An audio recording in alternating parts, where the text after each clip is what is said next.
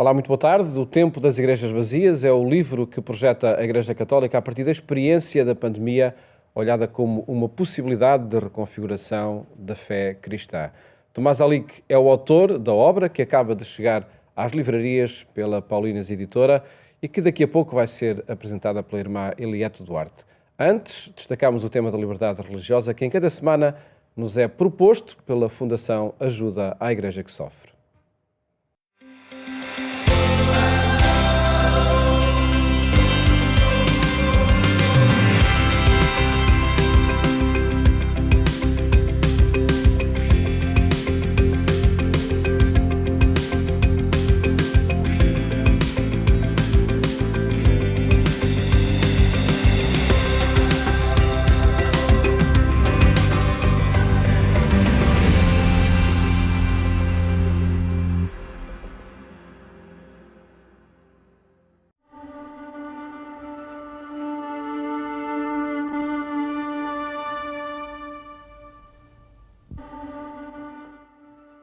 Connosco estão dois elementos da Fundação Ajuda à Igreja que Sofre, a Catarina Martins de Betancourt, diretora do Secretariado Português da Ajuda à Igreja que Sofre, e também Paulo Aido, jornalista da instituição.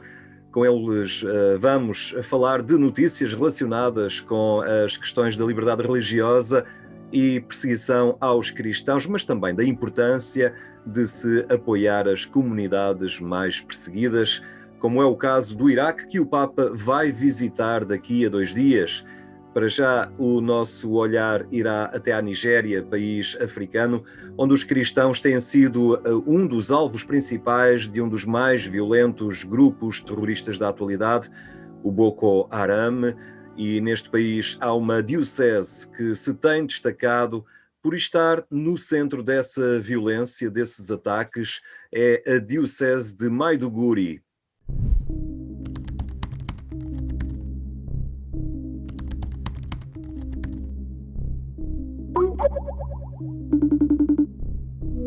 Greetings from Maiduguri. I'm calling. We are having this conversation from Maiduguri here, the capital of Borno State. My diocese has passed through a lot of difficulties. There have been systematic persecution of Christians. We have lost so many people. A lot of Christians have been killed. They were almost hunted like animals in the wild. I personally have escaped a stray bullet because I had to defend children in a school in my parish. Time when they came and threatened they were going to burn down my parish, I could only run to Jesus and say, God, this is your work. Defend your people. This is where I drive my courage. We have secured funding from aid to the church in need to build human resource and skill acquisition center, which is a trauma center where people will undergo a lot of healing, integration and reconciliation as to help persons overcome what they have suffered. Boko Haram suka kashe mu miji da uwa, sai dai coci ne suna taimako na wahalan da muka sha, ba karamin wahala ba, coci ne suke taimako na. Har yanzu muna bukatar taimako don muna cikin damuwa har yanzu. Thank you to the church in need for the support you have given us. Remember, persecution, while it makes people suffer, also strengthens them because from within they find a cause to live. We need your help that we may support these people who are suffering, because Africa also and Nigeria is the future of Christianity.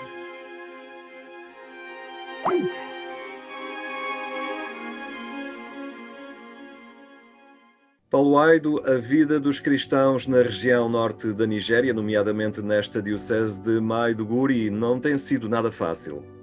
Nada fácil mesmo. Nós escutámos neste trabalho o lamento de 2 pessoas, um padre e uma mulher. O padre escapou por pouco a um ataque, uma bala quase o atingiu. E a mulher conta-nos que o seu marido e a mãe foram mortos à sua frente, diante dos seus olhos. São 2 testemunhos fortíssimos que nos ajudam a perceber que há como que, eu diria, um holocausto em curso neste país e o mundo finge, de certa forma, desconhecer o que se passa. E digo fingir porque os ataques terroristas são da responsabilidade, como o Henrique disse, de um grupo, o Boko Haram, que quer implantar um califado na região norte da Nigéria. E os cristãos são um dos alvos principais. Igrejas, paróquias, lojas, casas, são inúmeros os relatos de destruição. Desde 2009 que esta violência não para. Calcula-se que haverá mesmo mais de 70 mil mortos e mais de 2 milhões de deslocados internos. E é difícil fingir que não se sabe de uma tragédia com esta dimensão. E há também um número impressionante de órfãos e de viúvas. Naomi Dawa, que nós vimos no vídeo, é apenas um caso entre muitos. Mas eu gostaria de trazer também aqui aos nossos telespectadores, muito rapidamente, uma outra história. É uma história terrível, mas que é também um exemplo de coragem que merece mesmo ser contado. É a história de uma rapariga, de uma estudante cristã, Leah Sharibu, que foi raptada da sua escola em 19 de fevereiro de 2018. Fez há dias, precisamente, 3 anos. Ela tinha 14 anos quando foi raptada, 14 anos apenas. Com ela foram raptadas mais 110 raparigas. Eram todas muçulmanas. Foram todas libertadas um mês depois. Todas, menos ela, menos Leah Sharibu, por ser cristã. Os terroristas disseram-lhe que a libertariam se ela renunciasse ao cristianismo. E ela disse que não. E continuaria a ser cristã. E ficou mesmo em cativeiro. E foi há 3 anos. Eu recordo apenas a idade dela uma vez mais. Tinha 14 anos quando foi raptada. Ela é um exemplo extraordinário desta violência que tem atingido os cristãos na Nigéria, mas também é um exemplo de coragem. Para usar uma palavra agora muito, muito em voga, Leah Sharibu, como o padre Joseph que nós vimos, ou a viúva Naomi Dawa, são um exemplo da resiliência dos cristãos num dos países mais perigosos do mundo. Tal como na Nigéria, cristãos também têm sido vítimas de violência no Iraque. Já na semana passada falámos aqui deste país a propósito da visita do Papa, uma visita que vai começar daqui a 2 dias. Life have changed since ISIS gangs attacked Nineveh Plain. 125,000 Christians were forced to leave. Our history is there. We carried the stones in our shoulders to build 11 churches there. If we will not return back, it means there is no Christianity in Iraq more. When I came to my house, was destroyed completely by the aircraft. The reconstruction is a process very difficult, but with the help of the ACN, we can make this reconstruction very well. We want to return back, and we will return back. The olive branch, the palm branch, this is our weapon. They could take the stones, but the faith is still inside. A visita do Papa Francisco ao Iraque vai concentrar as atenções mediáticas. É a primeira vez que um Papa vai a este país do Médio Oriente, onde os cristãos vivem também, Catarina Martins, tempos muito problemáticos. É verdade, mesmo muito problemáticos, porque de facto é uma das zonas do globo onde os cristãos têm sido mais perseguidos, nomeadamente esta zona que o Papa irá agora visitar, porque é uma zona que esteve ocupada pelos jihadistas do autoproclamado Estado Islâmico, o Daesh, e por isso há este regressar, é de facto uma zona muito complicada do globo, e há também, por parte da comunidade cristã neste país, este sentimento de orfandade, podemos dizer isso, sentirem-se abandonados pela comunidade internacional, que deixou esta comunidade religiosa completamente à sua sorte, digamos desta forma. E, portanto, são instituições como a Fundação AIS que têm procurado ajudar estas comunidades, que senão estariam completamente abandonados por todos nós. Mas, mesmo assim, apesar da ajuda de instituições como a Fundação AIS, a vida continua a ser extremamente difícil nesta região. Em muitos lugares tudo foi destruído, portanto, houve igrejas que foram transformadas em campos de tiro ou em armazéns de bombas, portanto as casas foram vandalizadas ou foram destruídas. Portanto, regressar é sempre doloroso, mas para os cristãos poderem regressar é necessário que as casas possam ser reconstruídas, que as infraestruturas possam ser reconstruídas. E é aqui que eu gostaria então de facto de chamar a atenção de quem nos está a ver neste momento. Portanto, se isto não acontecer, se as casas, as igrejas, as infraestruturas necessárias para o correr mais ou menos normal do dia a dia, não haverá trabalho, e se não houver trabalho, os cristãos também não poderão regressar para esta zona. Portanto, tudo isto é muito trágico, e eu deixo aqui 2 números para percebermos esta tragédia que se abate sobre o Iraque há tantos anos, em que em 2013 havia cerca de 1.400.000 cristãos e hoje pensa-se que serão menos de 250.000. E está efetivamente nas nossas mãos, estamos a viver momentos históricos e neste sentido nós podemos mudar o curso da história, porque está nas nossas mãos evitar que daqui a uns anos o Iraque não tenha ninguém da comunidade cristã. É o que está também a acontecer tanto na Síria como no Líbano, e é preciso nós agirmos e atuarmos para mudarmos e para estancarmos esta hemorragia. Esta visita do Papa é também uma chamada de atenção e chamar a atenção para o mundo como é importante a comunidade cristã permanecer neste país, neste ponto do globo, e chamar a atenção para que é tão importante esta presença. Portanto, o que eu peço hoje aqui, e é um desafio que deixo para a Quaresma, é de facto ajudarmos a manter esta comunidade cristã nestas terras bíblicas para que se possa continuar a ouvir a língua de Jesus. Obrigado, Catarina Martins. Paulo Aido também. De hoje a 8 dias voltaremos a olhar territórios e situações onde os cristãos e a Igreja são vítimas de perseguição e por isso necessitam também da nossa solidariedade.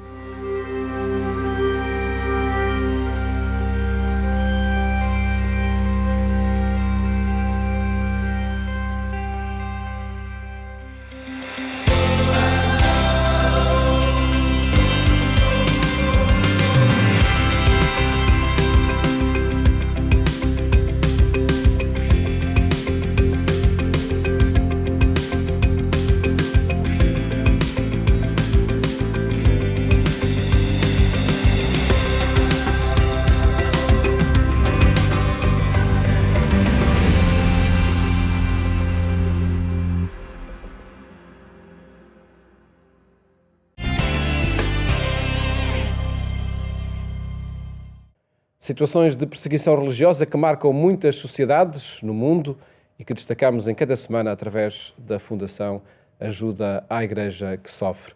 Agora falamos sobre as consequências da pandemia na reconfiguração religiosa a partir da obra O Tempo das Igrejas Vazias, do sacerdote checo Tomás Alik, que agora vai ser apresentada esta obra pela irmã Eliette. Muito boa tarde. Obrigado, irmã, por estar connosco. Que exercício é este que Tomás Alik faz nesta obra? Um livro que recolhe as homilias que ele foi fazendo diante da Câmara, na Quaresma e na Páscoa do ano passado, mas que é sobretudo um exercício de reconfiguração da própria experiência crente por causa da pandemia. Exatamente. Este livro é uma proposta que o Alik quis fazer o ano passado para todas as pessoas que o costumavam ouvir através da igreja cheia, como ele mesmo diz aí. E a partir desse momento ele começou a gravar para que as pessoas pudessem ter esse acompanhamento nas suas casas. E depois ele reformulou tudo isso, colocando como uma proposta de livro e apresenta-nos agora com essa reflexão que realmente é um contributo muito grande para repensar a Igreja e a forma dos cristãos se comportarem e viverem e a reflexão que é preciso fazer a partir daquilo que ele já fez. Ele apresenta esta experiência do confinamento, das igrejas vazias, como diz o título, como uma possibilidade de reconfiguração, de ir ao essencial? Sim, exatamente, de ir ao essencial. Ele tem um grupo com sociólogos, com antropólogos... São diferentes áreas de saber que se cruzam, não é? Cruzam e que ele está refletindo com essas pessoas para ver como é que é o cristianismo, e como é que é a relação dos crentes e não crentes, onde é que é, se realmente há uma fronteira que se pode delimitar, mas que ele diz que não, porque realmente é muito complicado dizer quem são os crentes e os não crentes, porque os cristãos, às vezes, ou o cristianismo se confunde com o agnosticismo, quer dizer, não se sabe bem onde é que é a fronteira, onde começa um e acaba o outro, e realmente este é um texto que nos pode ajudar muito a refletir e a repensar a Igreja e o cristianismo. Valoriza muito neste livro aqueles que criaram alguma indiferença à própria estrutura da Igreja, não tanto à religião, à experiência espiritual, mas à estrutura, à hierarquia, não é? E está aí uma via de de reconfiguração da própria experiência crente, valorizando mais a experiência de cada um? Exatamente, é isso que ele tenta mostrar por aqui, é que realmente o importante é a experiência de cada um e ir sistematizando sobre isso e não tanto sobre aquilo que vem de cima. Considerei o jejum forçado da Eucaristia e de outros sacramentos uma manifestação para a pedagogia de Deus. A experiência que ele faz, e também curioso como chama, na paróquia universitária de Praga, não é? Onde nessa igreja vazia, diante da câmara, que ele fazia as suas pregações, as suas reflexões, e este jejum da Eucaristia que ele considerou como uma manifestação da pedagogia de Deus. Estamos nessa aprendizagem ainda? Eu penso que sim, que estamos ainda, porque infelizmente este ano estamos a voltar ao mesmo, de maneira diferente, talvez, mas talvez tenhamos também uma maior capacidade de aprofundar aquilo que estamos a viver este ano, a partir da experiência que tivemos no ano passado. E sobretudo continua na nossa memória muito forte aquela imagem do Papa Francisco na Praça de São Pedro, sozinho a caminhar. Portanto, no fundo, cada um tem que fazer a sua caminhada. E só depois de cada um fazer a sua caminhada nos podemos encontrar como igreja. Diz também Tomás Alique no livro, neste texto introdutório às várias homilias, que é completamente diferente a experiência de estar numa Eucaristia, numa assembleia com outras pessoas e estar a participar através dos meios de comunicação social. São coisas bem diferentes, sobretudo porque a Eucaristia é a relação também com Deus e com os outros. Portanto, não podemos aqui misturar as experiências, que são de facto diferentes. O participar na Eucaristia através dos meios de comunicação é como que o mal menor. É uma possibilidade que nós temos de nos reunir com outras pessoas e ter o sacerdote a celebrar, ter o comentário, a palavra de Deus e assim. Mas realmente não tem nada a ver. É completamente diferente. Porque essa experiência nós temos feita na nossa comunidade e realmente é muito grande. Tomás Alique fala dessa necessidade da hierarquia do clero, entender a cultura, a capacidade de diálogo, e diz mesmo que a evangelização só terá frutos se for precedida de uma pré-evangelização. Há aqui cada vez mais uma distância de conceitos, de experiências entre o ambiente cristão, católico e a sociedade, onde muitas vezes se dirigem as mensagens que partem da Igreja Católica? Penso que sim, que há uma grande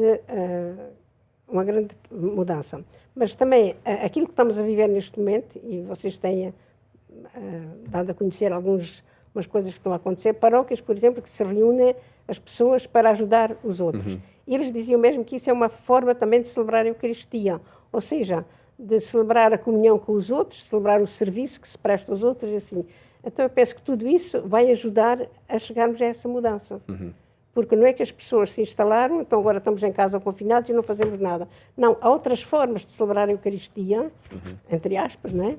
Que é esse serviço aos outros, que se presta aos outros, à vizinhança, os que estão mais longe, os que estão mais necessitados e assim. Penso que isso tem sido um grande ensinamento. Tomás Alique fala neste livro da espantosa primavera de 2020, precisamente por essa oportunidade de reflexão e transformação. Uma obra que a Paulinas Editora acaba de distribuir em Portugal e que se inscreve num conjunto mais vasto de presenças deste sacerdote checo, através precisamente da vossa editora, com reflexões sempre muito oportunas que ele nos propõe.